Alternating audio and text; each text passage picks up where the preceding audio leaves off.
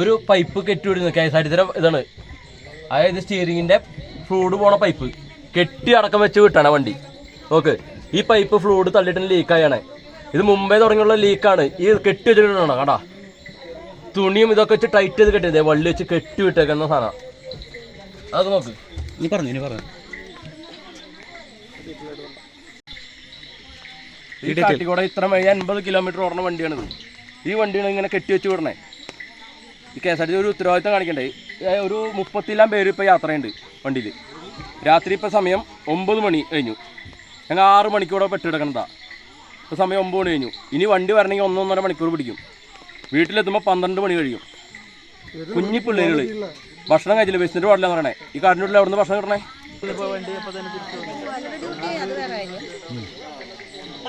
പറയാതിരിക്കാൻ പറ്റില്ലല്ലോ.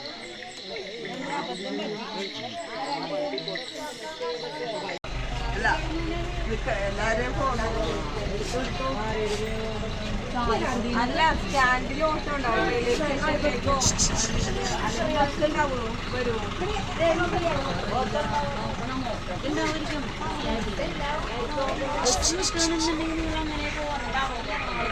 മൃഗങ്ങളെ പേടിച്ചിട്ട് ഞങ്ങൾ ഇരിക്കുന്നത്. ആന വന്നാൽ എന്ത് ചെയ്യുന്ന പോലെ ഞങ്ങൾക്ക് അറിയില്ല. ആന ഇറങ്ങണം, പുലി ഇറങ്ങണം, എല്ലാ സംഭവം ഇറങ്ങുന്ന സ്ഥലമാണിത്. എല്ലാവർക്കും അറിയാവുന്ന കാര്യമാണ്. പക്ഷെ ഇതേപോലത്തെ ഈ വണ്ടിയുടെ ഒരു അവസ്ഥ, ഈ വണ്ടിയുടെ അവസ്ഥ നിങ്ങൾ ഇതിന്റെ ഫോട്ടോ എടുത്ത് കാണണം. വണ്ടിനെ കുറിച്ച് ഞങ്ങൾക്കൊന്നും അറിയില്ല, പക്ഷെ ഇതിന്റെ അവസ്ഥ നിങ്ങൾ കാണണം. ഈ തുണി വെച്ച് കെട്ടി വെച്ചേക്കണു. ഇങ്ങനെയുള്ള ഒരു വണ്ടിയാണ് ഇത്രയും ഇതിലുള്ള ഈ സ്ഥലത്തേക്ക് വിടുന്നത്. ഇത്രയും വലിയൊരു ഇതിൽ നിങ്ങൾ ചെയ്യണത് ഇത്രയും വലിയൊരു തെണ്ടിത്തരം തന്നെ. അങ്ങനെ തന്നെ പറയണം, എല്ലാവരും തെണ്ടിത്തരമാണെന്ന് തന്നെ പറയണം. KSRTC എന്ന് പറഞ്ഞ സംഭവം എല്ലാവർക്കും ഒരേപോലെ ഉപകാരപ്പെടും, അതുപോലെ തന്നെ ഉപദ്രവമാവരുത് ആർക്കും. ഇത് നിങ്ങൾ പ്രതികരിക്കണം. എല്ലാവരും നാളേക്ക് വേണ്ടിയിട്ട് എല്ലാവരും നിങ്ങൾ പ്രതികരിക്കണത്. 6 മണിക്കൂടെ വന്നിരിക്കണേന്. കൊച്ചു പിള്ളേരൊക്കെ വിശന്നിട്ട് കരയണേണ്. വീട്ടുകാരെ അറിയിക്കാനുള്ള നിവൃത്തിയില്ല. 9 മണിക്ക് ഞങ്ങൾ ചാലക്കുടിയിൽ എത്തുമെന്നാണ് പറഞ്ഞിരുന്നത്. വീട്ടുകാർ പ്രതീക്ഷിച്ചിരിക്കുകയാണ്. എന്ത് സംഭവിച്ചെന്നുള്ളത് അവർക്ക് ഞങ്ങൾക്ക് ഫോൺ വിളിക്കാൻ പോലും പറ്റണില്ല.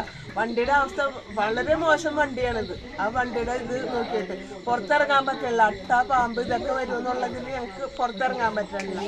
പുലി, ആന അവിടെ നിൽപ്പുണ്ടെന്ന് പറയുന്നു. ഇതെല്ലാം കൊണ്ട് ഞങ്ങൾ പേടിച്ച് വിറങ്ങലിച്ച് വല്ലാത്തൊരു ബുദ്ധിമുട്ടിലേക്കാണ്. മഴയും ഇടിവെട്ടും ഒക്കെ പല വീട്ടിലേക്കൊന്ന് വിളിച്ചു പറയാനുള്ള ഒരു സൗകര്യം പോലും ഇല്ലായിരുന്നു. അങ്ങനെ ഭയങ്കര വിഷമിച്ച് വല്ലാത്തൊരു ബുദ്ധിമുട്ട്, വല്ലാത്തൊരവസ്ഥയിലാണ് ഞങ്ങളിപ്പോൾ നിൽക്കുന്നത്.